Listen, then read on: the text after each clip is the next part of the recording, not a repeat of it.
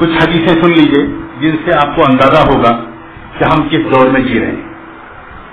اچھا ہو کہ میری زبان سے سننے کے بجائے ہم اور آپ اللہ کے رسول کی زبان سے اس دور کے بارے میں سمجھیں تاکہ کوئی شک باقی نہ رہے. میں بیچ میں ایک شارع کی حیثیت سے واسطہ نہیں بننا چاہیے. کسی کو شک نہ پیدا ہو کہ پتہ نہیں یہ مطلب اس حدیث کا ہے بھی کہ نہیں. ان احادیث کا اس حدیث نے انتخاب کیا ہے، حالانکہ اس قسم کی احادیث کئی سو ہیں. اور اللہ سے دعا کر دیجیے میرے لیے کہ اللہ تعالیٰ اپنے نیک بندوں کی برکت سے، آپ کی طرف کی برکت سے، اس عاجز و مسکین و گنہگار بندے سے ان ساری احادیث و آیات کی جمع کرنے کا کام لے اور پھر ان کے علم کو ہر کچے پکے گھر میں پہنچا دے تاکہ اللہ تعالیٰ ہم میں سے جو بھی بچ سکے بچ جائے. سیدنا عبداللہ بن عباس رضی اللہ تعالیٰ عنہما سے روایت ہے، فرمایا کرتے تھے کہ امت کے کسی علاقے میں رہنے والے لوگوں کے گناہ جب زیادہ ہو جائیں گے تو وہاں کی مسجدیں بہت شاندار ہو جائیں گی. ما کثرت ذنوب قوم الا زخرفت مساجدها.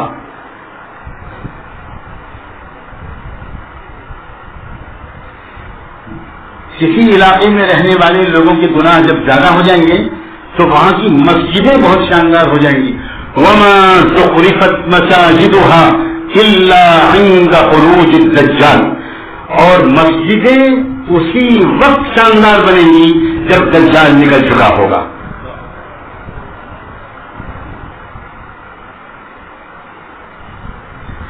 دجال کے نکلنے کی تفصیلات انشاءاللہ کبھی آئندہ یا آج بیان کر پائے گا، اللہ زندہ رکھے توفیق دے. دجال کے نکلنے کے کئی مراحل ہیں، اتنا میں مختصراً عرض کر دوں. ایک دجال کا وجود ہے شیطانی شکل میں، نظر نہ آنے والی شکل میں. ایک ہے اس کے انسانی شکل میں نظر آنے والے وجود کی حیثیت اختیار کرنا. یہ دو الگ الگ ہیں. ایک لمبی مدت تک وہ رہے گا نظر نہ آنے والے وجود کے ساتھ اور وہ کام کرتا رہے گا، دنیا میں دورے کرتا رہے گا، سفر کرتا رہے گا، ہر کچے پکے گھر میں گھس جائے گا، دنیا کے ہر شہر میں اس کے اثرات پڑیں گے. اور اس کے فتنے کے جانچنے کی علامت بھی یہ آج ابھی آپ کے سامنے پیش کرے گا کہ آپ میں سے ہر شخص اور میں اور میرے گھر والے، میرے بچے، میرے رشتے دار اور آپ سب اور پوری امت جس طرح شوگر ٹیسٹ خود کر سکتی ہے، جس طرح اپنا بلڈ پریشر میں اور آپ خود چیک کر سکتے ہیں، ویسے ہی صلاۃ و سلام ہو اللہ کے رسول پر کہ انہوں نے ہم کو ایک ایسا آلہ دے دیا کہ ہم خود چیک کر سکتے ہیں کہیں میں فتنے سے متاثر تو نہیں ہوں. خود چیک کر. تو دجال کے ایک دور زندگی کا وہ ہوگا جس میں وہ نظر نہیں آئے گا اور ایک دور زندگی کا وہ ہوگا جس میں وہ نظر آئے گا، انسانی شکل میں ہوگا. اور انسانی شکل میں جب وہ نظر آئے گا تو وہ دراصل اس وقت نظر آئے گا جبکہ بیت المقدس پر، اس کے ارد گرد کے پورے علاقے پر دور دراز تک 100% صہیونی یہودیوں کا قبضہ ہو چکا ہوگا اور وہ وہاں سے پوری دنیا پر حکومت کرے گا. He will rule the world from the state of Israel. یہ ہے دجال کا تعارف جو انسانی شکل میں نظر آئے گا. جو اب اسٹیج ساری دنیا کے حالات پر نظر رکھنے والے جانتے ہیں کہ بہت زیادہ دور نہیں ہے، لیکن اس سے بہت پہلے دجال کا وجود ہے. یہ مت سمجھیے کہ اس سے پہلے دجال کا وجود نہیں ہے. صحیح بخاری اور صحیح مسلم میں روایتیں موجود ہیں کہ رحمت العالم صلی اللہ علیہ وآلہ وسلم کے زمانے میں یہودیوں کے گھر میں ایک لڑکا پیدا ہوا، اس کا نام تھا ابن سیاد. اور وہ عجیب عجیب باتیں کیا کرتا تھا، جو ہونے والا ہوتا تھا وہ بتا دیتا تھا اور جو بتاتا تھا وہی ہوتا تھا. سوتے سوتے بڑبڑاتا تھا اور جو سوچے میں بڑبڑاتا تھا وہ اگلے دن حقیقت واقعہ بنتی تھی. چادر ڈھانپ کر منہ ڈھک کر سونے کا وہ عادی تھا. اللہ کے رسول صلی اللہ علیہ وآلہ وسلم نے اپنے صحابی سیدنا عمر بن خطاب کو اور کچھ اور صحابہ کو غالباً بعض روایات کے مطابق ساتھ میں لیا اور کہا کہ چلو ابن سیاد کے پاس چلتے ہیں، یہ معلوم کرنے کے لیے کہ کہیں یہی دجال تو نہیں. ہم اس کے پاس پہنچے.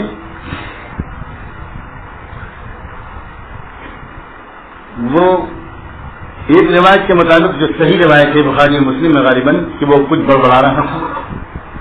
حضور صلی اللہ علیہ وآلہ وسلم وہاں پہنچ گئے، چپ چاپ سنتے رہے کہ یہ کیا کہہ رہا ہے.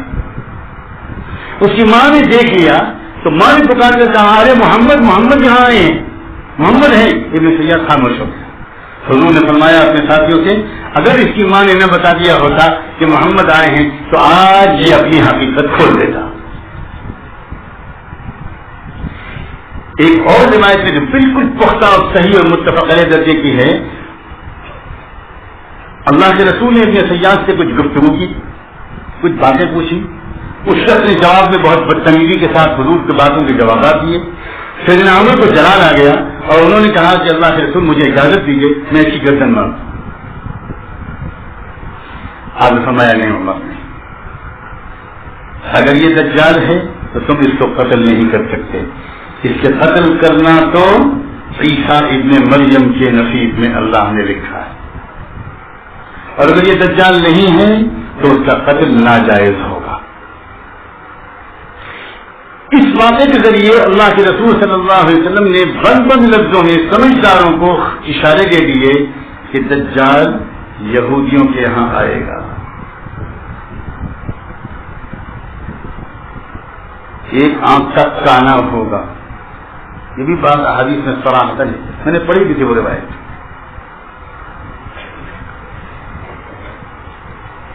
ایک آنکھ کے کانی ہونے کا مطلب بھی علماء بیان کرتے ہیں، لیکن میں ساری تفصیلات اس وقت نہ بیان کروں تو بہتر ہے. اصل بات جس پر گفتگو کو مکمل کر کے توبہ کرنی ہے، ہم سب کچھ عزم اور ارادے کرنے ہیں کہ اللہ ہمارے مردہ دلوں کے اندر کچھ ارادے جگا دیجیے.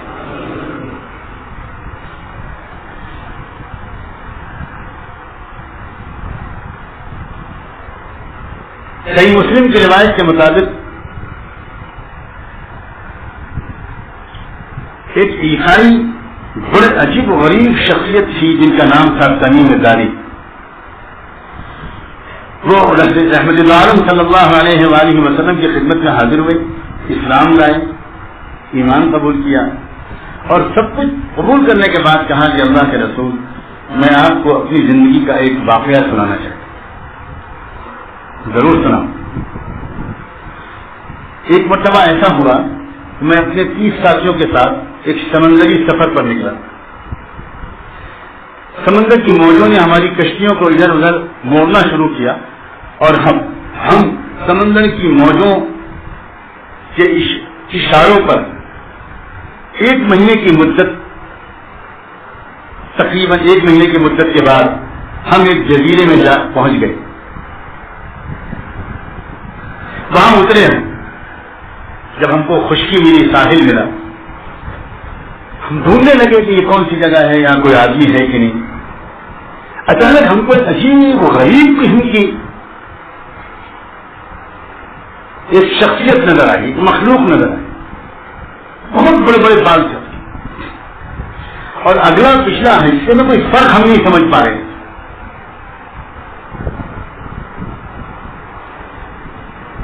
ہم نے اس سے پوچھا کہ تم کون ہو؟ تو اس نے کہا میں الجساسہ ہوں، دنیا کا سب سے بڑا جاسوس.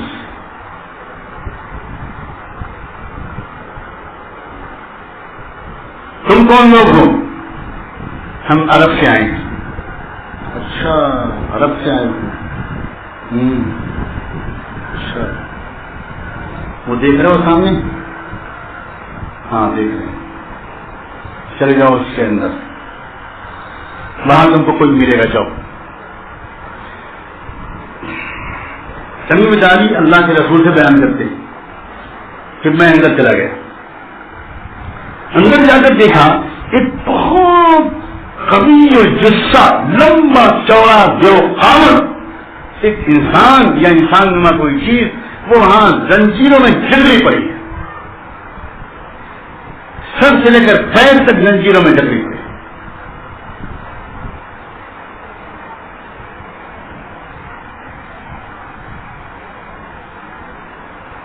تم کون ہو؟ پہلے تم بتاؤ تم کون لوگ؟ ہم عرب سے آئے ہیں۔ اچھا، ان پڑھ لوگوں کے علاقے سے؟ ہاں، وہ ان پڑھ لوگوں کے پیغمبر کا کیا حال ہے؟ وہ مکے سے ہجرت کر کے مدینے آ گئے، ان کی قوم نے ان کو بہت ستایا۔ اچھا، غیسان کے باغ میں کھجوریں آ رہی ہیں؟ ان کا ہاں آ رہی، پہلے سے کم تو ہے لیکن آ رہی۔ غیسان کا باغ ملک شام میں گولان کی پہاڑیوں کے نیچے ہے، جو اس وقت اسرائیل کے قبضے میں۔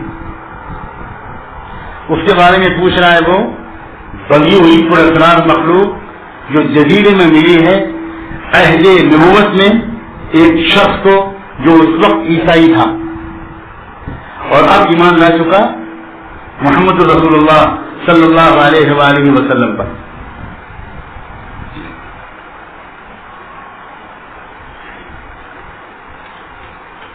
زہر کا جو چشمہ ہے اس میں پانی ہے؟ ہاں ہے، کم تو ہے لیکن ہے۔ اور بحیرہ صبریہ کا کیا حال ہے؟ اس میں پانی ہے؟ تمیم داری نے کہا ہاں ہے، کم تو ہے لیکن ہے۔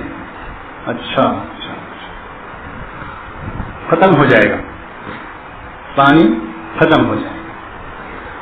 فلسطین کا وہ علاقہ جہاں لوط علیہ السلام نے ہجرت کے بعد اپنی دو بیٹیوں کو یکے بعد دیگرے جن کا انتقال ہوا، جن دو تالابوں کے پاس جمع کیا تھا، دفن کیا تھا، ان تالابوں کا نام یا ان بحیرات کا نام، ان چشموں کا نام ان کی دو بیٹیوں پر رکھ دیا گیا۔ زہر ان کی ایک بیٹی کا نام تھا اور صبریہ ان کی دوسری بیٹی کا نام تھا۔ دونوں بیٹیوں کے نام پر ان تالابوں اور چشموں کا نام رکھ دیا گیا۔ صبریہ کو آج کی جغرافیہ میں ریور آف گلیلی کہتے ہیں۔ اچھا، کم ہو جائے گا، پانی ختم ہو جائے گا اور تب میری رہائی کا وقت آئے گا، تب میں نکلوں گا اس پیڑ سے اور تب میں بتاؤں گا کہ میں کون ہوں۔ تمیم داری نے کہا ابھی بتانا ہوگا کہ تم کون ہو، سلام ہو اس شخص پر۔ یہ تمیم داری کوئی عجیب و غریب شخصیت تھی۔ تبھی تو سیدنا عمر فاروق رضی اللہ عنہ جو خلیفہ تھے، امیر المومنین تھے، تو اس وقت مدینہ منورہ میں ایک آگ لگی تھی، بہت بھیانک آگ، اور اس آگ کے بارے میں بھی اللہ کے رسول نے پیشنگوئی کی تھی کہ ایک آگ ایسی آئے گی مدینے میں، اور وہ آگ لگی۔ شروع میں بجھانے کی کوشش کی گئی، بالکل نہیں بجھی، عجیب طریقے سے وہ آگی تھی، اس میں کنگورے بنے ہوتے تھے، اس کے اندر کیڑے نظر آتے تھے اس آگ کے اندر۔ صحیح حدیث کی روایات میں صحابہ نے آ کر سیدنا عمر سے کہا کہ امیر المومنین اس آگ کو ذرا دیکھیے، یہ کچھ اور بات ہے۔ سیدنا عمر نے اس آگ کو دیکھا اور تمیم داری سے کہا آپ جاؤ اور اپنا کام کرو۔ اب تمیم داری اٹھے اکیلے اور اس جگہ پر گئے جہاں وہ آگ لگ رہی تھی۔ عجیب بات ہے، آگ نے مدینہ منورہ کے حدود حرم کے باہر کے پتھروں کو جلا کر کالا کر دیا، لیکن کسی ایک پیڑ کو بھی جو حدود حرم کے اندر تھا، اس کسی ایک پیڑ کی کسی ایک پتی کو اس آگ و آگ نہیں جلا پا رہی، جبکہ آگ نیلوں پھیلی ہوئی تھی۔ تمیم داری کو حضرت عمر نے بھیجا اور تمیم داری وہاں پہنچے، اور تمیم داری نے وہاں پہنچ کر کیا کیا، بس لوگوں نے یہ دیکھا کہ وہ اشارہ کرتے جاتے تھے پیچھے ہٹو پیچھے ہٹو پیچھے ہٹو پیچھے ہٹو، اور وہ اشارہ کرتے جاتے، آگے بڑھتے جاتے، آگ پیچھے ہٹتی جاتی، آگ پیچھے ہٹتی جاتی، آگ پیچھے ہٹتی جاتی، یہاں تک کہ وہ بجھ گئی۔ صحابہ کرام کے دلوں میں، بالخصوص خلفائے راشدین کے دلوں میں تقوی کی برکت سے اور صحبت نبوی کی برکت سے دلوں میں وہ نگاہ پیدا ہو گئی تھی، وہ نظر پیدا ہو گئی تھی جس سے وہ حقیقتوں کو سمجھ لیا کرتے تھے۔ دجال کی ایک خاص علامت یہ ہے کہ دجال جو دکھائے گا، جو نظر آئے گا وہ کچھ اور ہوگا، اور جو در حقیقت ہوگا وہ کچھ اور ہوگا۔ وہ دکھائے گا جنت اور دوزخ، لیکن اس کی جو جنت جس کو دکھائے گا وہ حقیقتاً جہنم ہوگی، اور جس کو وہ جہنم بنا کر دکھائے گا وہ جنت ہوگی۔ بہرحال ان واقعات سے ایک بات تو ثابت ہو گئی کہ عہد محمد حضور اکرم صلی اللہ علیہ وسلم کے عہد میں بھی دجال موجود تھا، لیکن جگہ ہوا تھا، رہا نہیں ہوا تھا۔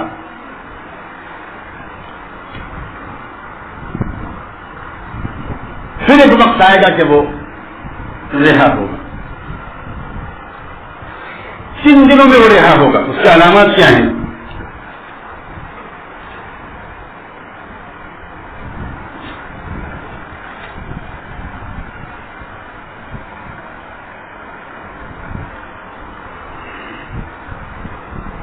مسند احمد کی ایک روایت ہے، ان امام الدجال سنین خداعۃ، دجال کے سامنے کچھ سال ہوں گے، دجال کے آگے آگے یعنی دجال کے پہلے کچھ سال ہوں گے، خداعۃ، اس کی دو طریقے سے محدثین نے تشریح کی۔ ایک تشریح یہ ہے کہ ان سالوں میں پوری دنیا میں جھوٹ اور دھوکے کا رواج اس قدر بڑھ جائے گا کہ انسانی تاریخ میں اس سے پہلے جھوٹ اور دھوکے کا رواج اتنا کبھی نہیں پڑا ہوگا۔ ہر طرف جھوٹ، ہر طرف دھوکا۔ دوسری تشریح خداعتن کے لفظ کے محدثین اور علماء نے یوں کی ہے کہ خداعتن سے مراد قحط کے اور کم بارش کے اور سوکھے کے سال ہیں، یعنی دجال کی آنے سے پہلے کچھ سال وہ ہوں گے جن میں کہ بارشیں کم ہوتے ہوتے بند ہو جائیں گی اور عام طور پر پیداوار کم ہوتے ہوتے ختم ہو جانے لگے گی اور سب قحط پڑیں گے۔ آپ حالات حاضرہ کو قرآن و حدیث کی روشنی میں سمجھتے چلیے، ہم کس دور میں جی رہے ہیں ان کو سمجھیے، اب بھی نہیں سمجھیں گے تو کب سمجھیں؟ It will be too late, پھر وہ بہت تاخیر ہو جائے گی، پھر بہت تاخیر ہو جائے گی، کیونکہ پھر وہ وقت آ جائے گا جب دجال انسانی شکل میں سامنے آ جائے گا اور تب صحیح حدیث کے مطابق توبہ کا دروازہ بند ہو جائے گا۔ اس حدیث نے رمضان کے اس مہینے میں اور انتہائی قیمتی مجمع میں شہروں سے دور اس ویرانے میں، پہاڑوں کے اس دامن میں، اس ٹوٹی پھوٹی جگہ پر بیٹھ کر اپنے ٹوٹے پھوٹے انداز سے اس لیے کہا ہے کہ اس سے پہلے کہ توبہ کا دروازہ بند ہو، روزے کی حالت میں آج ہم اور آپ سچی توبہ کر لیں اور کچھ بڑے بڑے ارادے کر لیں۔ توفیق مانگیے اللہ سے، میرے لیے بھی مانگ دیجیے، احسان ہوگا آپ کا، اللہ آپ کو جزائے خیر دے، اپنے لیے بھی مانگیے۔ ان امام الدجال سنین خداعۃ یکذب فیہا الصادق، ان سالوں میں کیا ہوگا، ان برسوں میں جو سچ بولنے والا ہوگا اس کو لوگ جھوٹا سمجھیں گے، اس کی بات پر بھروسہ نہیں کریں گے۔ وَيُصَدَّقُ فِيهَا الْكَاذِبُ، اور اس میں جتنا جھوٹ بولنے والا ہوگا اس کو خوب سچا سمجھا جائے گا، اس کی بات پر یقین کیا جائے گا۔ کیا یہ زمانہ نہیں آ گیا؟ کیا ابھی کچھ انتظار باقی ہے؟ جن پر یقین نہیں کیا جانا چاہیے ان پر یقین کیا جاتا ہے، اور جن پر یقین کیا جانا چاہیے ان پر شک کیا جاتا ہے۔ وَيُؤْتَمَنُ فِيهَا الْخَائِنُ، اور جو بے ایمان ہوگا اس کو ایماندار سمجھا جائے گا. وَيُخَوَّنُ فِيهَا الْأَمِينُ، اور جو ایماندار ہوگا، امانت دار ہوگا، اس کو خیانت کرنے والا سمجھا جائے گا. وَيَتَكَلَّمُ الرُّوَيْبِضَةُ مِنَ النَّاسِ، اور لوگوں میں جو رویبضہ ہوگا وہ بھی بڑی بڑی باتیں کرنے لگے گا، کلام کرے گا، تقریریں کرے گا. قیل ومن رویبضہ، صحابہ کے لیے بھی یہ لفظ اجنبی تھا. آپ تو یقیناً پریشان ہوئے ہوں گے کہ رویبضہ بولے گا تو یہ رویبضہ کیا؟ تو ہماری آپ کی کیا حیثیت ہے؟ سننے والے صحابہ نے پوچھا ومن رویبضہ، یہ اللہ کے رسول رویبضہ کون؟ قال الفویسق، اللہ کے رسول کو شاید عربی نے نئے لفظ ایجاد کرنے پڑے، نئی تعبیریں ڈھونڈنی پڑی.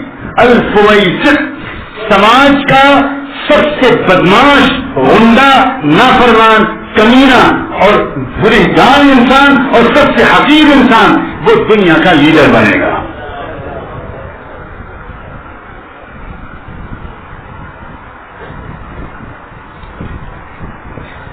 کیا یہ زمانہ نہیں آ گیا؟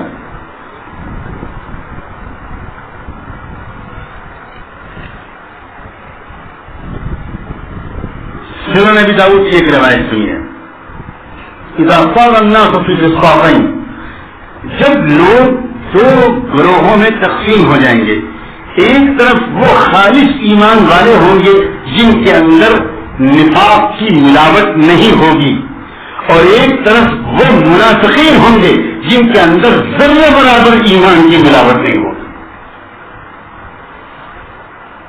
جب وہ وقت آ جائے فَإِذَا كَانَ ذَاكُمْ فَانْتَظِرُوا الدَّجَّالَ مِنْ يَوْمِهِ أَوْ مِنْ غَدِهِ، جب یہ وقت آ جائے اس طرح چھٹائی ہو جائے تو بس سمجھو کہ آج یا کل میں دجال آنے والا ہے.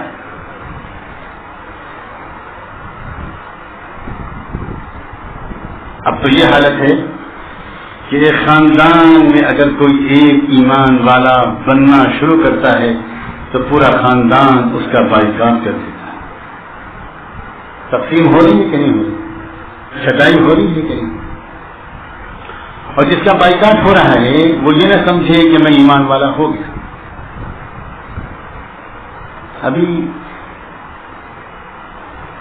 ابھی عشق کے امتحان اور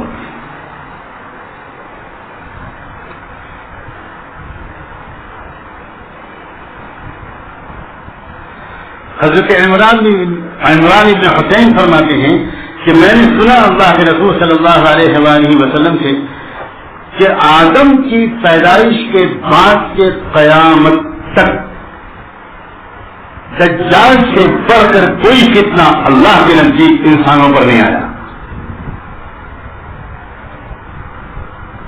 تبھی تو اللہ کے رسول صلی اللہ علیہ وسلم ہر نماز کے بعد، التحیات کے بعد، تشہد کے بعد دعا مانگتے تھے کہ اللہ میں آپ سے پناہ مانگتا ہوں زندگی اور موت کے فتنے سے، قبر کے فتنے سے، عذاب قبر سے، اور میں آپ سے پناہ مانگتا ہوں مسیح دجال کے فتنے سے.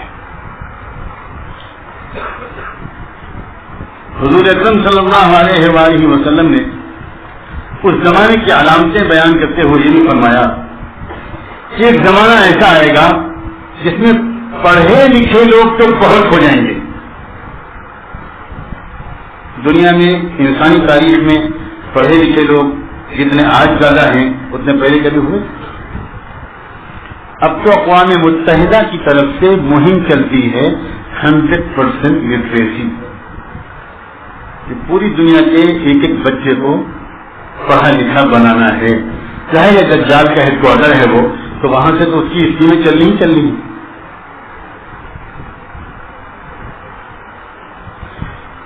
وَتَقِلُّ الْفُقَهَاءُ، لیکن گہری حقیقتوں کی سمجھ رکھنے والے، قرآن اور حدیث کی گہری سمجھ رکھنے والے کم ہو جائیں گے. اوپر اوپر کی کتابیں پڑھنے والے، لیکچر دینے والے، سیمیناروں میں خطاب کرنے والے، تقریریں کرنے والے، واعظ کہنے والے بہت ہو جائیں گے، لیکن گہرائیوں کو سمجھنے والے کم ہو جائیں گے. وَيُقْبَضُ الْعِلْمُ، اور گہری سمجھ تو آسمان سے اٹھا لی جائے گی. وَيَكْثُرُ الْحَرْجُ، اور الحرج پھیل جائے گا. لوگوں نے پوچھا وَمَا الْحَرْجُ یا رسول اللہ، اے اللہ کے رسول الحرج کیا چیز ہے؟ آپ نے فرمایا القتل بینکم، تمہارے درمیان آپس میں ایک دوسرے کو قتل کرنے کا ایسا رواج ہوگا کہ اللہ کی پناہ. کلنگ سب سے غارت گری، مرڈر. یہاں تک کہ ایک روایت میں تو یہ ہے کہ مارنے والا مار دے گا، پتہ نہیں ہوگا اس کو کہ میں کیوں مار رہا ہوں، اور مرنے والا مر رہا ہوگا اور اسے نہیں پتا ہوگا کہ میں کیوں مارا. کیا آج کل وہ زمانہ نہیں آ گیا؟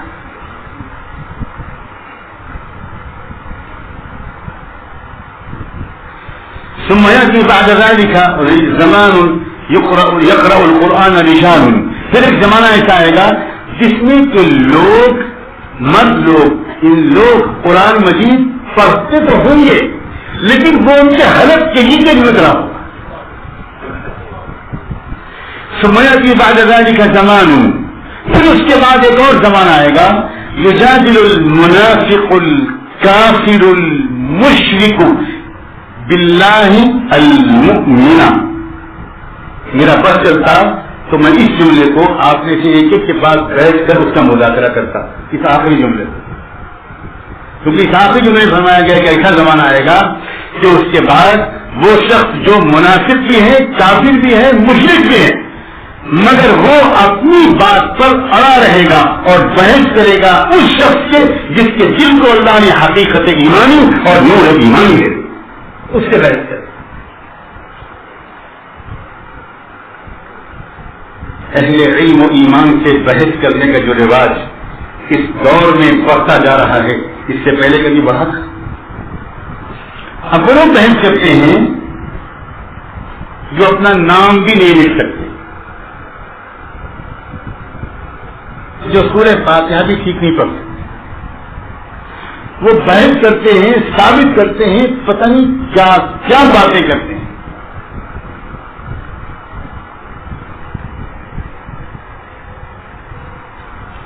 کسی نے کان میں ان سے کہہ دیا ہوتا ہے کہ یہ جو امام کے پیچھے قرات نہ کرنے والی روایت ہے یہ ضعیف ہے،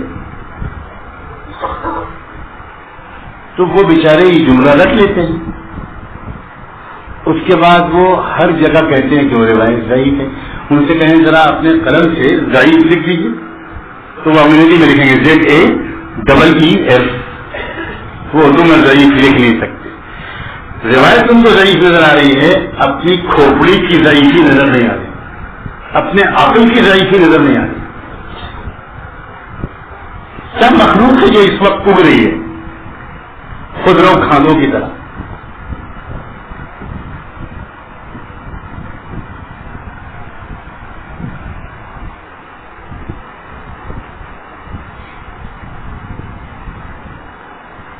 ایک صاحب کے دوست کے بیٹے کا انتقال ہو گیا، وہ اپنے دوست کی تعزیت کے لیے گئے. تھوڑا سا کچھ مسکرا بھی لیجیے، بہت دیر سے سنجیدہ اور وہ بھی دجال کا تذکرہ سن کر درے سہمے بیٹھے.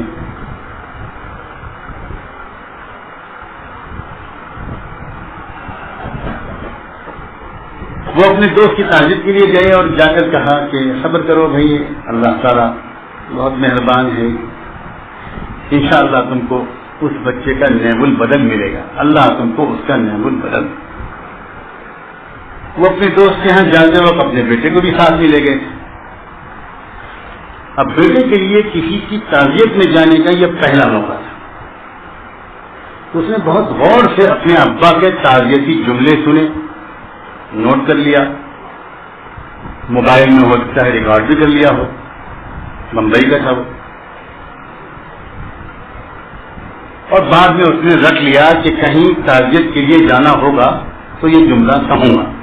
میرے باپ نے کہا تھا بہت پڑھے لکھے آدمی ہو،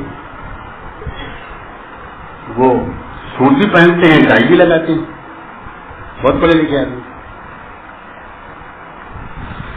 اب کچھ دن کے بعد اس کے ایک کلاس فیلو تھا, دوست تھا اس کا لڑکا, اس کے باپ کا انتقال ہوا. اب جملہ تو اس کو یاد تھا. وہ راستے پر ریوائز کرتے ہوئے اپنے دوست کی تعزیت کے لیے گیا اور جا کر کہا کہ کوئی بات نہیں بیٹے, بس ساتھی تم تو ہمارے دوست ہو, کوئی بات نہیں, اللہ تم کو نعم البدل دی. مارا اس نے تھپڑ کھینچ کے کہ تم میری ماں پہ کیا الزام لگا رہا, تجھے پتا ہے تو کیا بتا. اب اس کی سمجھ میں جا رہا ہوں, گال چلا رہا ہے کہ یہ تو میرے ابا نے کہا تھا, وہی تو میں دوہرا رہا ہوں. یہ رٹی ہوئی باتیں جو نوجوان کہتے ہیں نا کہ حدیث ضعیف ہے, یہ حدیث ضعیف ہے, یہ حدیث ضعیف ہے, ان کو دیکھ کر مجھے وہی بچہ یاد آتا ہے جو کہتا ہے کہ اللہ تم کو نعم البدل. نوجوانوں ایسی حماقت سے بچنا. جس سائنس کو تم نے پڑھا نہیں ہے اس سائنس کے بارے میں دخل مت دو, ورنہ جس دن اسلامی حکومت قائم ہو گئی الٹے لٹکا دیے جاؤ. ابھی تو دجالی حکومت ہے, اس لیے جو چاہو بکو. دجال کے دور کی ایک علامت اور ہے, اور وہ علامت یہ ہے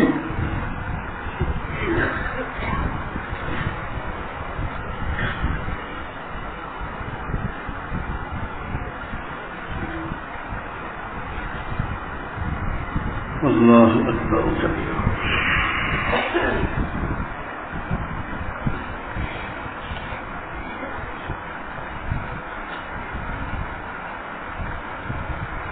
اس روایت کا متن شاید میں نوٹ کرنے سے رہ گیا. اس ایک علامت جو میں بتانا چاہتا تھا وہ یہ ہے کہ دجال کی آمد کے وقت میں مسلم امت کا حال یہ ہو جائے گا کہ بعض والے لوگ پچھلے دور کے بزرگوں, ائمہ, علماء اور پچھلے دور کے لوگوں پر لعنت کرنے لگے. یہ بھی اس دور کی خاص علامت ہے. اندھے سے نکلے نہیں ہیں ابھی صاحبزادے اور امام ابو حنیفہ کو گالیاں دے رہے ہیں, اور امام شافعی کو برا بلا کہہ رہے ہیں, اور امام مالک کو برا بلا کہہ رہے ہیں, اور امام احمد بن حنبل کو برا بلا کہہ رہے ہیں. مجھے نہیں لگتا کہ قیامت کے میدان میں اللہ کے عذاب سے ایسے لوگ توبہ کیے بغیر اگر مر گئے تو بچ پائیں گے. مجھے نہیں لگتا. جن کو امام ابو حنیفہ اور شافعی اور مالک اور احمد کے نام لینے کا بھی شاید حق نہیں ہے, وہ لوگ تنقیدیں کر رہے ہیں, ان پر یہ الزام لگا رہے ہیں کہ وہ حدیث کو چھوڑ کر کوئی بات کہا کرتے تھے. میرے اللہ اس اندھی فتنے سے اس امت کے نوجوانوں کی حفاظت. یہ فتنہ عمیاء ہے, یہ اندھا فتنہ. سیدنا علی بن خطاب رضی اللہ تعالیٰ, سیدنا علی ابن ابی طالب کے زمانے میں ایسے ہی کچھ سرکھڑے نوجوان جمع ہوئے اور انہوں نے یہ طے کیا کہ یہ بڈھے جو ہے نا, بس یہی ساری خرابی کا گھر ہے, اس لیے 3 آدمیوں کا قتل کرنا ضروری ہے. کون 3 آدمی؟ ایک علی ابن ابی طالب امیر المومنین, ان کا قتل کرنا ضروری. ایک معاویہ ابن ابی سفیان کا قتل کرنا ضروری, اور ایک عبداللہ ابن عمرو یا ابو موسیٰ اشعری کا قتل کرنا. ان کو مارنا ضروری. کوئی جواب ہی نہیں ہے کہ ان کے بغیر یہ مسئلہ آپس کا اختلاف دور ہو. معلوم. اور ان تینوں نے آپس مشورہ کر کے قرآن و حدیث کی روشنی میں ماشاءاللہ یہ طے کیا کہ ان تینوں کو قتل کیا جائے, اور ایک ہی دن فجر کی نماز میں تینوں پر حملہ کر دیا جائے. ایک کوفے میں, ایک دمشق میں, ایک کہیں اور. سیدنا علی پر حملہ کامیاب ہو گیا اور وہ اسی حملے کی تاپ میں لا کر شہید ہوئے. سیدنا معاویہ سیکورٹی کے درمیان تھے, اللہ نے ان کے لیے وقت مقدر نہیں کیا تھا, وہ بچ گئے. اور تیسرے بھی بچ گئے. وہ اس دن نماز پڑھانے کے لیے نکلے ہی نہیں, طبیعت بہت ناساز تھی, کسی اور سے کہہ دیا امامت کو. خیر بعد میں جب یا اس سے پہلے, اس آخری واقعے سے پہلے جب یہ اتنا ابھر رہا تھا, وہ نوجوان جن کا مزاج یہ ہوتا ہے کہ ہم سیدھے قرآن و حدیث سے سمجھیں گے, ہم بڑوں سے دیگر علماء سے کچھ نہیں پوچھیں گے, ہم کسی کی تقلید نہیں کریں گے, ہم کسی کا اتباع نہیں کریں گے, ہم خود سمجھیں گے, جن لوگوں کے اندر یہ کیڑا گھس جاتا ہے وہ آخر میں کہاں تک پہنچتے ہیں؟ میں وہ بتانا چاہ رہا ہوں کہ وہ یہاں تک پہنچتے ہیں کہ اپنے زمانے کے علماء کو دشمنوں کا ایجنٹ کہنے لگتے ہیں، واجب القتل کہنے لگتے ہیں، جیسے ان کے آبا و اجداد نے ان خارجیوں نے 29 صحابہ کو واجب القتل قرار دینے کا فتویٰ دے دیا خود سے. اور جب سیدنا علی نے پھر سمجھانا چاہا، سیدنا علی کا غرض دیکھی، سیدنا علی کے سطح دیکھی، وہ صبر و تقویٰ دیکھیے ان صحابہ کرام کا، اس کے باوجود انہوں نے چاہا کہ یہ بیچارے گمراہ ہو گئے، صحیح تربیت نہیں ملی، انہیں کنفیوز کر دیا گیا، ان کو سمجھاؤ. تو بہت افہام و تفہیم کی کوشش کی، بہت سمجھے، بہت ان کا ہم کچھ نہیں سنیں گے، کچھ نہیں سنیں گے، ہم صرف قرآن کی بات پر مانیں گے، بس ہم کچھ نہیں سنیں گے، ہم قرآن کی بات مانیں گے. سیدنا علی مرتضیٰ نے پھر کیا کیا؟ قرآن مجید کے ایک نسخے کو لیا اور میزے پر رکھ کر اس کو بلند کیا، اونچا دکھایا اور کہا ایھا المصحف حدث، ایھا المصحف حدث، ایھا المصحف حدث. او قرآن بولو، یہ اور کسی کی نہیں سنیں گے، قرآن بولو نا. آج کی صحابہ کی روح تڑپ رہی ہے ایسے فتیوں جواب دے. سیدنا علی نے کیا جواب دیا؟ خدا کے بندو، قرآن کا فیصلہ قرآن خود بولے گا یا قرآن کو جاننے والے بتائیں گے؟ حدیث خود بولے گی یا حدیث کو سمجھنے والے بتائیں گے؟ تم حدیث کو زیادہ سمجھ رہے ہو، تمہارے شہر کا کوئی انجینئر ڈاکٹر حدیث کو زیادہ سمجھ رہا ہے، اور فقہاء اور محدثین نے، امام بخاری اور مسلم نے، امام ترمذی اور ابو داؤد نے، شافعی اور احمد بن حنبل نے، میرے ماں باپ اندر قربان ہوں، انہوں نے حدیث کو نہیں سمجھا. جانتے ہو کون سے امام احمد بن حنبل؟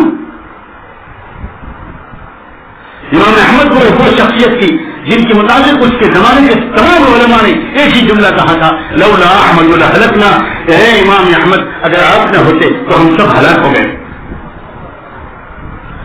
یہ امام احمد وہ شخص تھا کہ جس وقت ملک کے حکمراں نے شریعت کے خلاف ایک فتویٰ ان سے لینا چاہا، انہوں نے کہا تم میرا کچھ بھی کر لو، میں اللہ کے حکم کے خلاف کوئی فتویٰ نہیں دوں گا، میں گرفتار کروا دوں گا. کروا دو گرفتار ہو گئے، جیل میں ڈال دیے گئے، مارے گئے، کوڑے مارے گئے، ہاتھیوں کے بیچ میں باندھ کر کوڑے مارے جاتے تھے، یہاں تک کہ کوڑے کھاتے کھاتے بے ہوش ہو کے گر جاتے تھے، پھر ہوش میں لائے جاتے، پھر کوڑے مارے جاتے. ایک دن بیڑیوں میں بند گھسیٹتے ہوئے اپنی جیل کی کوٹری سے لائے جا رہے تھے، جلاد کوڑے لیے کھڑے ہوئے تھا. حضرت امام احمد بن حنبل کے قدموں میں مار کھاتے کھاتے ہفتوں سے لڑکھڑاہٹ پیدا ہو گئی تھی، سب سے پیر سے زخمی تھے، بیڑیوں میں جکڑے ہوئے تھے، ذرا لڑکھڑا کے چل رہے تھے. ایک ڈاکو اور اس جیل میں بند تھا، اس کا نام تھا ابو الہیثم، وہ بھی اپنی بیڑیوں میں گھسٹتا ہوا آیا اور کہنے لگا امام، ان لوگوں کے کوڑوں کے ڈر سے میں نے ڈاکہ ڈالنا نہیں چھوڑا، آپ حق کی بات کہنا مت چھوڑیے گا. اور تم وہ امام احمد بچے کہ جس وقت انتقال ہونے لگا کہنے لگے میں نے اپنے سارے استادوں اور مشائخ کا حق ادا کر دیا، مگر اے اللہ میں نے الہیثم کا حق ادا نہیں کیا، آپ اس کو اپنی شان کے مطابق حق ادا کر دی. جانتے ہو میں اپنی جذبات کو قابو میں رکھنے کی کوشش کر رہا ہوں. اے لوگوں، اپنے نوجوان دوستوں کو سمجھاؤ، عزیزوں کی خوشامد کرو. مجھے جو کہتے ہوئے رمضان میں ڈر لگ رہا ہے، جو لوگ ان ائمہ کے خلاف زبان کھولتے ہیں دجال کے فتنے سے نہیں بچ سکتے، نہیں بچ سکتے، نہیں بچ سکتے، نہیں بچ سکتے. طریقے سے اللہ کے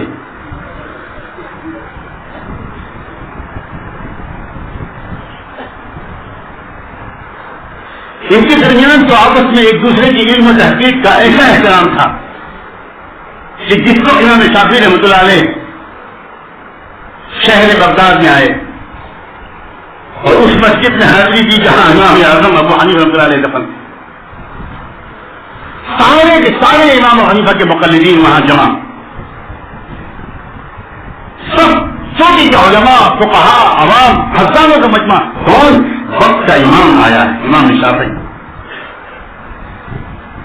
ظاہر ہے جب فجر کی نماز کا وقت آیا تو ان لوگوں نے درخواست کی امام شافعی سے کہ آپ امامت کر دیجیے. سارے مقتدی حنفی، اور امام کون ہے؟ خود امام شافعی رضی اللہ عنہ، رضی اللہ عنہ۔ اے اللہ ہم سے راضی ہو، اے اللہ ہم تک یہ پیغام پہنچا دے کہ ہمیں ان سے محبت ہے۔ سارے حنفی مقتدی پیچھے اس بات کے انتظار میں تھے کہ امام شافعی کی تحقیق کے مطابق تو فجر کی نماز کی دوسری رکعت میں قنوت پڑھی جاتی ہے، اور امام شافعی آج فجر کی نماز کی دوسری رکعت میں قنوت نازلہ پڑھیں گے، جس کو ہم قنوت نازلہ کہتے ہیں۔ لیکن سارے حنفی مقتدی حیران میں گئے کہ امام شافعی نے اس دن کی نماز میں قنوت نہیں پڑھی۔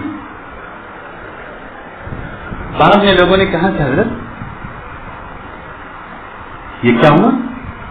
آپ نے اپنی رائے اور تحقیق کے خلاف امامت کی حیثیت امام کی نماز پڑھاتے ہوئے قنوت نازلہ نہیں پڑھی۔ کہنے لگے یہاں جو شخص مدفون ہے، فقہ جس کی بانی تھی، ساری امت تفقہ میں جس کی محتاج ہے، الفقہ عیان علی ابی حنیفہ، امام شافعی کا الفاظ۔ اس شخص کی تحقیق یہ تھی کہ عام حالات میں فجر کی دوسری رکعت میں اللہ کے رسول قنوت نہیں پڑھتے تھے، لیکن میری تحقیق یہ ہے کہ نہیں، عام حالات بھی پڑھنے چاہیے۔ تو یہاں اس کی مسجد میں، اس کے مسلح پر، اس کے مزار کے سامنے کھڑے ہو کر میں جب امامت کروں اور اس کے مسلک کے خلاف کروں، میری یہ اوقات نہیں، میری یہ حیثیت نہیں۔ یہ تھے لوگ جس سے امت میں جوڑ پیدا ہو، ہر مسلک کے ماننے والے دوسرے مسلک کے ماننے والوں کا احترام کرتے ہیں۔ مسلک کیا ہے؟ مسلک ہے کیا چیز؟ ایک سمندر سے نکلنے والے مختلف دریا، ایک دریا سے نکلنے والی مختلف نہریں، اور کیا چیز ہے مسلک؟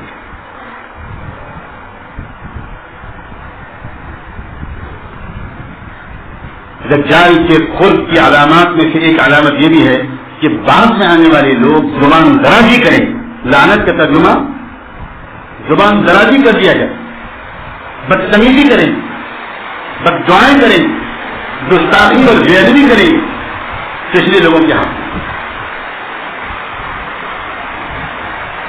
اچھا،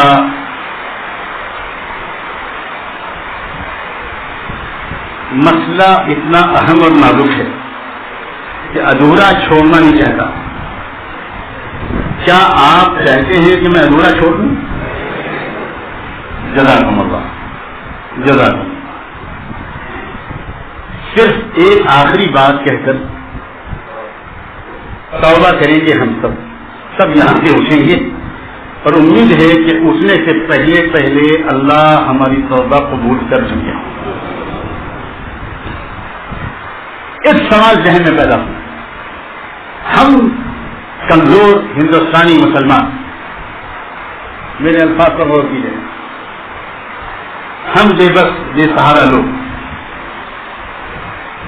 کریں کیا آگے؟ اس دجال کے فتنے سے اپنے کو بچانے کے لیے ہم کیا کریں؟ سوال ہے کہ نہیں؟ اور یہی تو اصل مسئلہ ہے جس کے لیے یہ ساری تمہید تھی۔ اگر وہیں میں تھک جاؤں اور اسی اصل مضمون کو ادھورا چھوڑ دوں، یا آپ کے چہرے بشرے سے اکتاہٹ اور تکان کے آثار محسوس کر کے اور پھر میں اکیلا چھوڑ دوں، تو کون جانے کہ یہ حملہ بھی دجالی کی طرف سے ہو رہا، کہ بات پوری نہ چلی جائے، بات پوری نہ چلی، کیونکہ دجال کے پاس الجساسہ موجود رہتا ہے۔ یعنی کیا مطلب؟ پوری دنیا میں جو کچھ بھی ہوتا رہتا ہے اس کی پل پل اطلاع دجال کو ملتی رہتی ہے۔ اس لیے ہم سب ایک مرتبہ دجال کے فتنے سے اللہ سے پناہ مانگ لیں، کہیے دل میں کہ اللہ ہم سب کو دجال کے فتنے سے بچائے، تاکہ یہ مضمون پورا کر سکوں میں، اور خالی مضمون پورا نہ ہو بلکہ اس کے تقاضوں پر ہم کھڑے ہوتے ہیں۔ اپنی طرف سے جواب دینے کی غلطی اور جسارت نہیں کروں گا. الحمدللہ اللہ کی توفیق سے اللہ میرے ماں باپ کو جزائے خیر دے، جنہوں نے ٹوٹا پھوٹا صحیح طالب علم تو بنا دیا، قرآن و حدیث کی عبادتیں کچھ نہ کچھ تو سمجھنے لگا نا. اس لیے جو کچھ میں نے کہا ہے اور کہوں گا اللہ کی کتاب سے کہا ہے، اللہ کے رسول کی سنت سے کہا ہے، اور جو آئندہ بھی کہوں گا اللہ کرے اللہ کی کتاب اور اللہ کی سنت سے کہوں. ایک اصول ذہن میں رکھیے، جب فتنہ سخت ہو اور مقابلہ کرنے والے کمزور ہوں تو اس وقت کے لیے اللہ تعالیٰ نے ایک رہنمائی دی ہے، اور وہ رہنمائی دی ہے کہ تم سامنے سے آ کر اگر اس فتنے سے نہ ٹکرا سکو اور اس کو روک نہ سکو تو اپنے آپ کو وہاں سے ہٹاتے ہٹاتے ہٹاتے کہیں دور اپنے ایمان کو لے کر بھاگ جاؤ جہاں وہ فتنے کی آنچ تم تک نہ پہنچ سکے.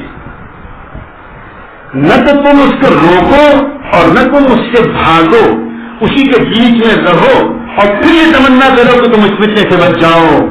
اس کا وعدہ اللہ کی طرف سے نہیں. اس جملے کو پھر دوہراتا ہوں اور اب حدیث کا متن پہلے پڑھ دوں پھر دوہراتا ہوں، بلکہ میں حدیث کا متن پڑھنے سے پہلے قرآن کا حوالہ دیتا ہوں. یہ تو آپ جانتے ہیں، ہزاروں بار سن چکے ہیں کہ سورہ کہف دجال سے حفاظت کا یقینی سبب ہے.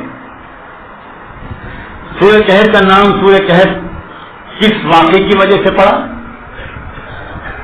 چند نوجوان تھے، اکیلے تھے، بے سہارا تھے، نہتے تھے، کمزور تھے، کمزور پڑی نقلیت تھی، پورا معاشرہ نیچے سے اوپر تک بگڑ چکا تھا.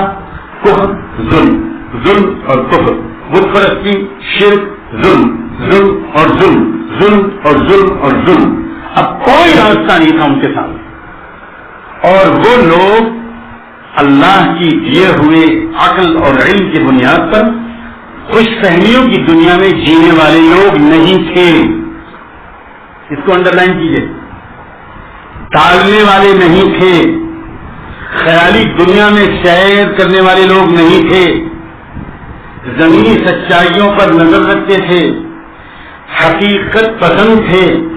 انہوں نے اچھی طرح سمجھ لیا اور جان لیا کہ ہم اس فتنے کو نہیں روک سکتے، ماحول کو نہیں بدل سکتے. تو انہوں نے یہ طے کیا کہ ہم نہیں بدل سکتے اس پورے ماحول کو، تو ہم اس ماحول کو چھوڑ کر کہیں الگ سے جا کر بچ کے اپنے آپ کو بچانے کی کوشش تو کر سکتے ہیں. زمانہ ایسا تھا کہ وہ دنیا کے کسی کھلے ہوئے خطے میں جا کر رہ کر اس ظالم معاشرے کی پکڑ سے بچ نہیں سکتے تھے، اس لیے انہوں نے غار میں چھپنے کو پسند کیا اور ہر خطرہ مول لے لیا. غار میں چھپنے کے نتیجے میں کیا ظاہری اسباب وہاں پر کھانے پینے کے تھے، زندگی کے ظاہری اسباب تھے. انہوں نے گویا اپنے آپ کو زندگی کے اسباب سے 100% کاٹنا گوارا کر لیا، مگر اس دجالی ماحول میں اپنے آپ کو رکھنا گوارا نہیں کیا. انہی نوجوانوں کی وجہ سے اس سورت کا نام سورہ کہف رکھا ہے. اس میں یہ اشارہ اللہ تعالیٰ نے دیا اور اللہ کے رسول نے دیا یہ بتا کر کہ سورہ کہف کا دجال کے فتنے سے خاص جوڑ ہے، اور دجال کے فتنے سورہ کہف دجال کے فتنے سے حفاظت کا سبب ہے. یہ اشارہ دینا چاہا کہ دجال کے فتنہ تو اللہ تعالیٰ کی طرف سے طے ہے، وہ تو آنے ہی آنا ہے، اس کے دن تعریف سب طے ہے، تم اس کو روک نہیں سکتے. مگر تمہارے ذمہ میں ایک کام ہوگا کہ تم اپنے آپ کو بستیوں سے، خاندانوں سے، شہروں سے جہاں دجالی تہذیب چھائی ہوئی ہو وہاں سے نکل کر تم ایسی جگہ چلے جاؤ جہاں دجالی تہذیب کے اثرات کم سے کم پہنچے ہوں یا بالکل نہ پہنچے. اتنا تو تم کر سکتے ہو، اور اتنا کرنا تم پر اس دور میں فرض ہو جائے گا.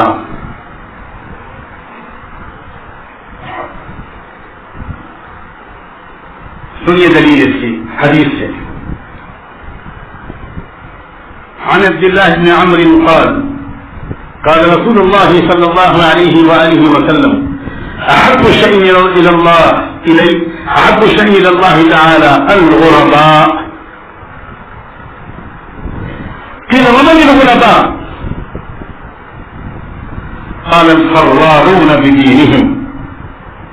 قال الفرارون بدينهم يبعثهم الله يوم القيامة مع عيسى ابن مريم عليهما السلام.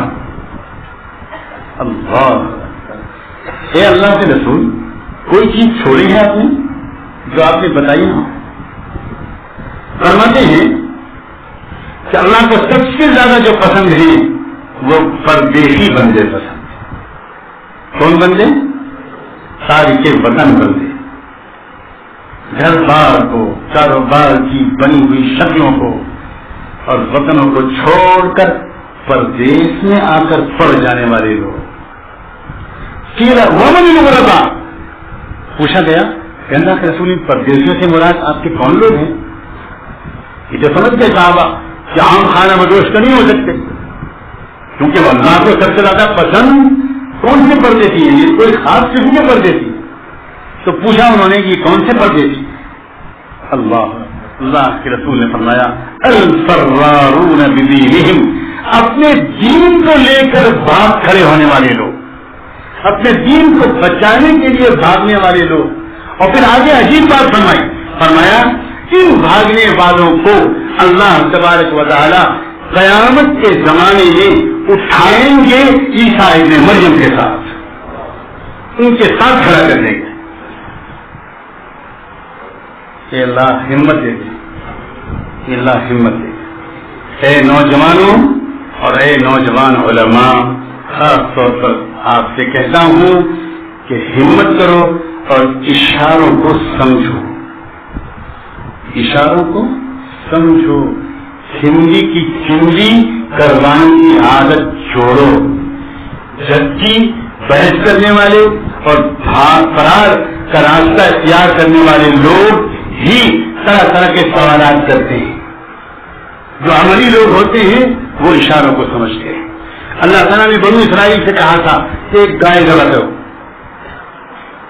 کہنے لگے وہ کیسی ہوگی؟ تو اللہ نے نیزے پہ دہلا پوچھ رہے ہو تو بتاتے ہنسو اب تم. وہ نہ تو بوڑھی ہوگی بیاہی اور نہ کماری، بیچ کی ہوگی. لو بھائی دونوں. اچھا، اور نہ تو وہ کھیت جوتنے کا کام اس نے کیا ہوگا، بالکل صحیح تعلیم ہوگی، کوئی دھبا بھی نہیں ہوگا اس کو، اور پھنسے. اچھا، رنگ کیا ہوگا اس کا؟ کہنے لگے وہ پیلی ہوگی. لو پیلی کا اور ڈھونڈو. واہ واہ، سنا ہے دامت میں بہت سی گائے ہوتی، پیلی ہوتی ہے گری ہوتی، یہی لوگ بتائیں. فاقع لونها تسر الناظرین، عام پیلا پن نہیں اور کھلتا ہوا رنگ ہونا چاہیے جو دیکھتے ہی آنکھوں کو بہا جائے. جب ساری دنیا کی گایوں کو قریب سے دیکھو، شیشے سے، دوربین سے، جتنا پوچھو گے اتنا پھنسو گے. اور پوچھتا کون ہے؟ وہی پوچھتا ہے جسے ماننا نہیں ہوتا. فذبحوها وما كانوا يفعلون.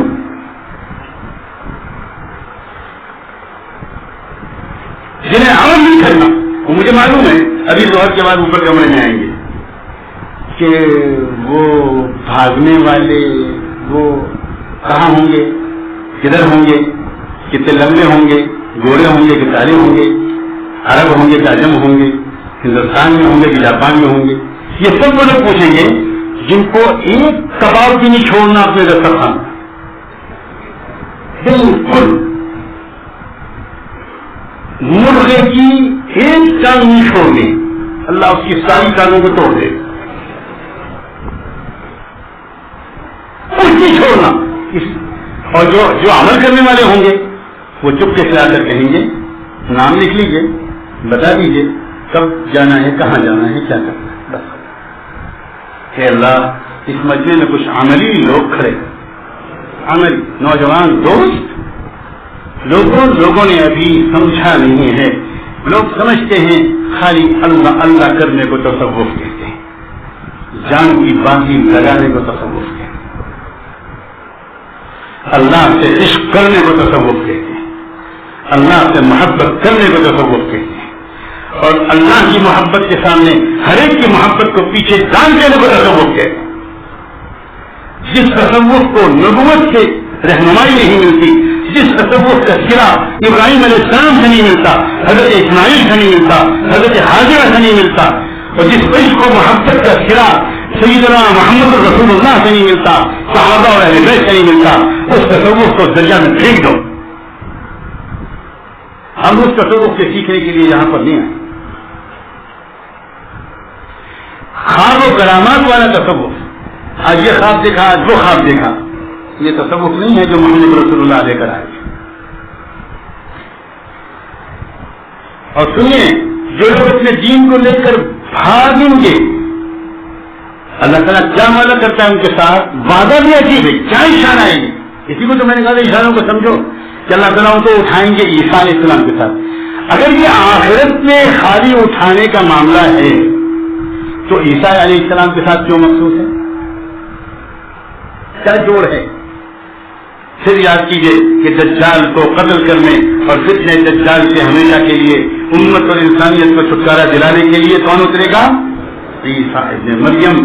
ایسا لگتا ہے, ایسا لگتا ہے, ایسا لگتا ہے وہ نوجوان جو اپنے دین کو بچانے کے لیے, اور وہ ایمان والے جو اپنے دین کو بچانے کے لیے سب کچھ چھوڑنے پر تیار ہوں گے, لیکن دین کی حقیقت چھوڑنے پر تیار نہیں ہوں گے, جو الگ جا کر کہیں بس جائیں گے اور وہاں ایمانی بستی بسائیں گے بنو اسرائیل کی طرح, اور وہاں اپنی نفس کا تزکیہ کریں گے, وہاں اقامت صلاۃ کریں گے, وہاں تزکیہ قلب کریں گے, وہاں کے صاف ماحول میں صاف پانی پیئیں گے, صاف غذائیں کھائیں گے, اخلاق کو پاک کریں گے, دل کو پاک کریں گے, وہی لوگ ہوں گے جو عیسیٰ علیہ السلام کے لشکر میں شامل ہوں.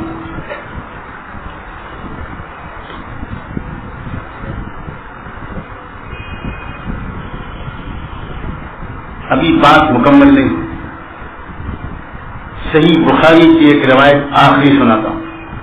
حدیثیں تو کچھ اور بھی ہیں درج, لیکن ان کو اس وقت نہیں سناتا. دیکھتا ہوں کہ شوق کتنا جاگتا ہے آپ. پھر آئندہ یہ تذکرہ چھیڑوں گا, ورنہ کہیں اور جا کر بانسری بجاؤں گا.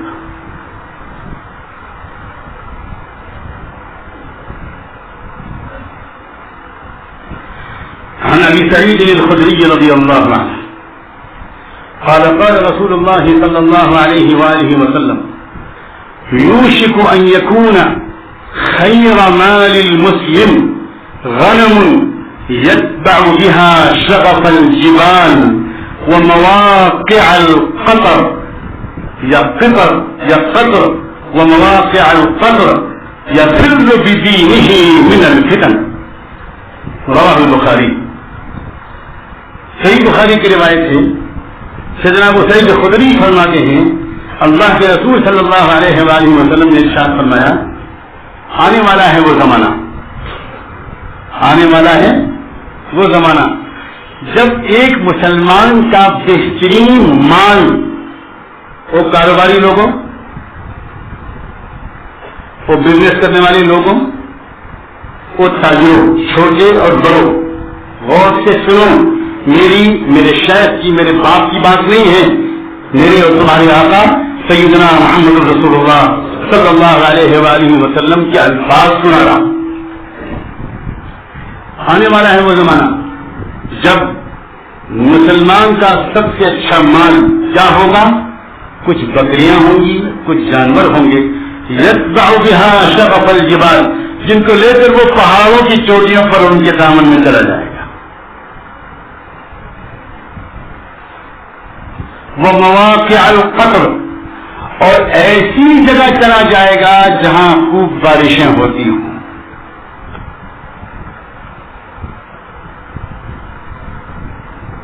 یفر بدینہ من الفتن, اور یہ مسلمان ان چند جانوروں کو لے کر انہیں کو پالے گا, انہیں کو کھائے گا, انہیں کو پیے گا, انہیں سے اپنے کاروبار کو آگے بڑھائے گا, بس اس کا اور کوئی کاروبار نہیں ہوگا, تاکہ اس میں کوئی بینکنگ ٹرانزیکشن نہ ہو, تاکہ اس میں کوئی سودی پیسہ کی ملاوٹ نہ ہو, خالص روزی یہ کمائے گا، خالص پانی یہ پیے گا، کوئی کیمیکل والا پانی بھی نہیں پیے گا، خالص پانی پیے گا، خالی آب و ہوا میں سانس لے گا، اور یہ اپنی پیور آمدنی کھائے گا، اور کیا کرے گا، اور ایسی جگہ پر جائے گا جہاں خوب بارش ہوتی ہو تاکہ زمین سے پیداوار ہو اور یہ کھائے، یہ بازار سے خرید کر کچھ کھائے ہی نہ۔ وہ مواقع الفطر یا صرف بھی دین ہی ملے فتن، یہ اپنے دین کو لے کر فتنوں سے بھاگ کر وہاں جائے گا۔ بس اللہ کے رسول صلی اللہ علیہ وسلم آپ پر ہزاروں صلاۃ و سلام ہو، آپ نے اپنا فرض ادا کر دیا، بلغت الرسالہ وادیت الامانہ، آپ نے پوری بات کہہ دی۔ اب اتنی اور گزارش اے اللہ آپ سے ہے کہ ہمارے ان مردہ دلوں کے اندر اے اللہ ان عظیمت والی باتوں پر عمل کرنے کی توفیق بھی دان دیجیے۔ کیا پتا اللہ تعالیٰ نے کون سا علاقہ پسند کیا جو پہاڑوں کے دامن میں بھی ہو اور جہاں بارش بھی خوب ہوتی ہو، اور کیا پتا اللہ تعالیٰ کو کیا منظور ہے، کیا ہونا ہے۔ کہ اللہ یہ سارے بندے آپ کے سامنے بیٹھے ہیں اور ان سے زیادہ یہاں پر فرشتے ہوں گے، اور اوپر آپ کی بندیاں بیٹھی ہیں، اور دور دور کی آواز غالباً جا رہی ہے، وہ بھی سن رہے ہوں گے، اور آئندہ بھی جو لوگ سنیں گے، جو جن سن رہے ہیں، یا عاجز ان سب کو گواہ بنا کر آپ کے سامنے ظاہر کرتا ہے کہ یہ عاجز تو اپنے دین کو لے کر بھاگ کر ایک پہاڑ کے دامن میں آ کر بس گیا، اب اے اللہ اس کو اپنی ہجرت بنا دے، اس کو فرار عطا فرما دے، اور اس کے بچوں کو وہ ہمت دے دے کہ میں بھی کبھی اپنے اللہ سے کہہ سکوں ربنا انی اسکنت من ذریتی بواد غیر ذی زرع عند بیتک المحرم ربنا لیقیموا الصلاۃ فاجعل افئدة من الناس تهوی الیہم۔ اور اللہ مارکیٹ کے بزنس سے، شیئر مارکیٹ کے بزنس سے، بینک کے نجی کاروبار کی شرکت سے یہ اللہ اپنے بندوں کو بچا لے۔ یہ آرام کھاتے کھاتے ہمارے خون گندے ہو گئے، ہمارے دل اندھے ہو گئے، ہمیں کچھ سنائی نہیں پڑتا، ہم بالکل الذی یتخبطہ الشیطان من المس۔ قرآن مجید نے کہا تھا کہ جو بھی سودی کاروبار کھاتا ہے وہ اس طرح چلتا ہے جیسے کسی کے اوپر آسیب سوار ہو اور وہ ٹٹوڑ کر چل رہا ہو، کچھ سمجھ میں نہ آ رہا ہو۔ آج کی دنیا کے اکثر کاروباری لوگ اور آج کی دنیا کے اکثر لوگ سودی کھا کھا کر آسیب زدہ ہو گئے ہیں، اور جس کے اوپر آسیب سوار ہوتا ہے وہ سلام کا جواب بھی اینٹ و پتھر سے گھومنے سے اور گالی سے دیتا ہے۔ ہم سب پر ایک آسیب نہیں، لاکھوں کروڑوں شیطان سوار ہے۔ اس عاجز کو اللہ تعالیٰ نے یہ موقع دیا کہ اس مہینے میں یہ مضمون آپ کے سامنے رکھا ہے، جس مہینے میں شیطان قید کر دیا گیا، جس مہینے میں شیطان جکڑ دیا گیا۔ آئیے اگر ہمت ہو تو آج اللہ سے یہ والی توبہ کریں، یہ توبہ کریں کہ یہ کاہلی، یہ سستی، یہ ڈر، یہ جھجک اور یہ دوسری چیزوں کی بنیاد پر یہاں رہنا ہے، وہاں رہنا ہے، یہاں جمنا ہے، وہاں نہیں جانا، یہ نہیں چھوڑنا، یہ جاب، یہ سروس، یہ حقیر چیزیں، یہ بے قیمت چیزیں، یہ فنا ہو جانے والی چیزیں، اور یہ جو دجال کے فتنے میں ہم کو پھنسا کر رہیں گی، انہی چیزوں میں اگر ہم پھنسے رہیں گے تو دنیا کی کوئی طاقت ہم کو بچا نہیں سکتی۔ اللہ ان سارے بندروں سے ہم سب کو آزاد کر دے۔ جو ان بندروں سے آزاد ہوگا انشاءاللہ وہ ان لوگوں میں سے ہوگا جن کے بارے میں اللہ کے رسول نے خوشخبری دی ہے کہ یہ عیسیٰ ابن مریم کے ساتھ قیامت کے دن کھڑے کیے جائیں گے۔ قیامت کے دن کے بارے میں کئی مفہوم علماء بیان کرتے ہیں، میں نے اشارہ کر دیا۔ اللہ تبارک و تعالیٰ اپنے کرم سے ہم سب کو توفیق عطا فرمائے۔ آئیے پہلے کلمات توبہ پڑھیں۔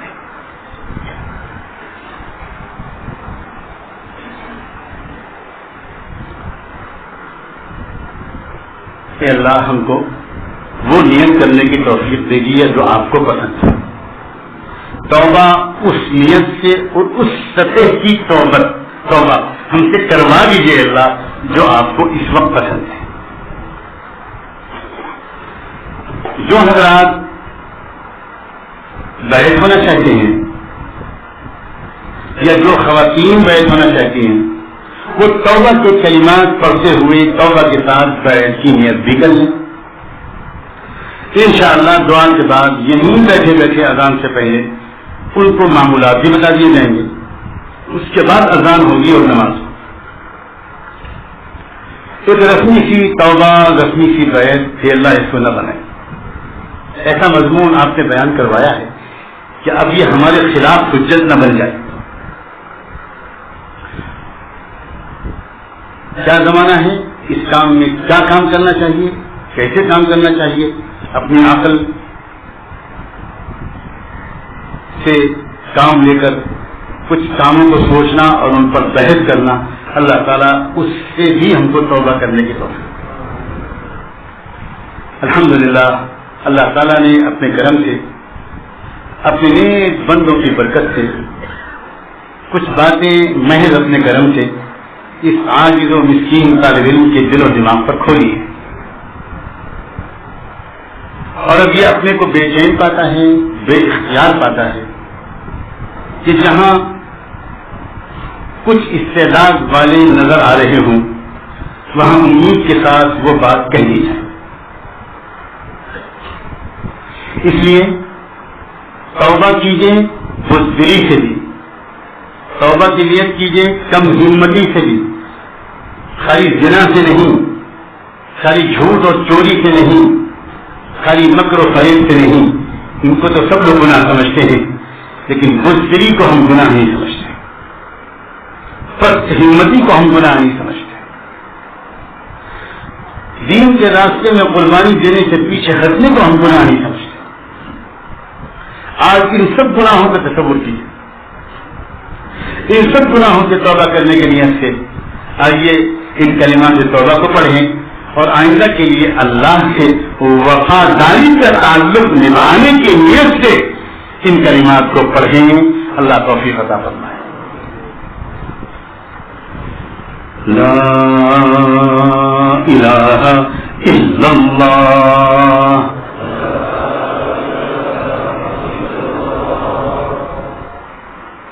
لا الہ الا اللہ. جب لا الہ کہیں تو یہ سوچیں کہ میرا کوئی محبوب نہیں اللہ کے سوا. لا الہ الا اللہ محمد رسول اللہ صلی اللہ علیہ وسلم. لا الہ الا اللہ محمد رسول اللہ صلی اللہ علیہ وسلم. اشہد ان لا الہ الا اللہ واشہد ان محمدا عبده ورسوله صلی اللہ علیہ وسلم.